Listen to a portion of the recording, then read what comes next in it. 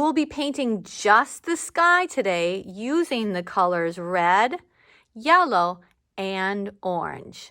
Okay, so we're not painting the space below our horizon line.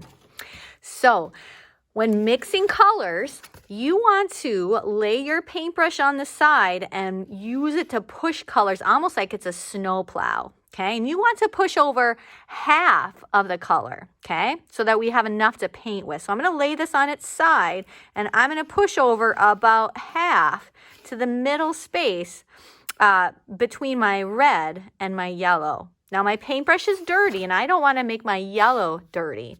So I then need to push it to the bottom of my bucket of water so it makes contact with the bottom. And then I wiggle back and forth on the bottom and it scrubs it clean, okay? I just do that a few times. Oh, it looks like I have some red on the ferrule still. Okay, and then I'm going to go and I'm just going to drag it on the inside of my bucket, okay? And when I drag it, the water comes out. Now, what you don't want to do is drag it past. If you go past the edge, it's going to flick water all over the table. So you just drag it staying on the inside.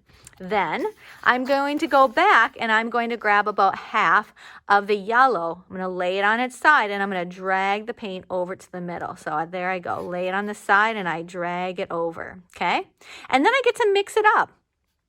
Now, when you mix it, you want to use a blotting motion, okay? And as I blot it, do you see how I'm kind of pushing it back towards the middle? Okay, and I can turn my paintbrush over. I'm mixing it. What I never want to do is a big stirring motion. If you stir it like this, it's actually going to be pushing the paint back towards the red and towards the yellow, and eventually all you're going to have is one color, an orange. And I don't want that. I want to be able to paint with yellow, red, and orange, okay? So when I look at this orange, and you might look at yours and think, that's not a very good orange. If that's the case, think to yourself, does that color look more yellow or does it look more red?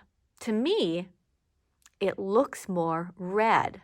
That's a clue that I need to add more yellow. So before I can do that, I need to take care of this paintbrush and get it clean. So I'm going to push my paintbrush back to the bottom. I'm going to wiggle it back and forth, okay? And then I'm going to wipe it off, okay? Try and do a better job this time, okay? Wiping it on all those sides, staying away from going past the outside edge. Then I'm going to go back, lay my paintbrush on its side like it's a snowplow here in Minnesota. I'm going to push more yellow over, and I'm going to use that blotting motion. Remember, I never stir it, okay? Just the blotting motion, and I like to push it back towards the middle. I'm going to flip my paintbrush over, blot, blot, blot, and you can see I have got an orange. Once you have the orange, you are ready to start painting your Jurassic sky, making it look nice and warm. So I'm going to stay above the horizon line, okay? And notice as I paint, I'm just touching the tip of my paintbrush to the paper, okay? I've never smashed it all the way down. That doesn't work very well. I never push it in the opposite direction. I just use the tip, dragging it back and forth. But my paintbrush is scratchy, so I'm going to go and get some more paint. And I just want to use more orange for a while. So notice I didn't need to rinse my paintbrush because I'm using the same color. So I'm going to go and I'm going to paint it on. And, oh, my paintbrush is scratchy. I'm going to go get some more, okay?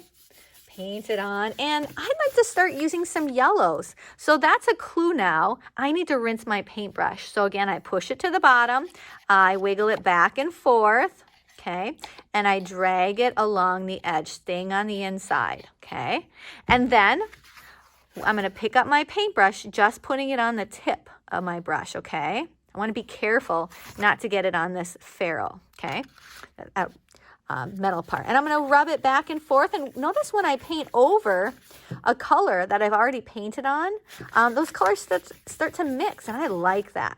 Okay, I'm going to go back and get some more yellow. I'm using the same color, so I don't have to rinse my paintbrush if I'm getting the same color.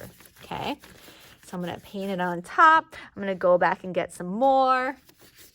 And then I want to use some more oranges again. Okay, so that's a clue. I need to mix or rinse my paintbrush. I push it to the bottom, wipe it.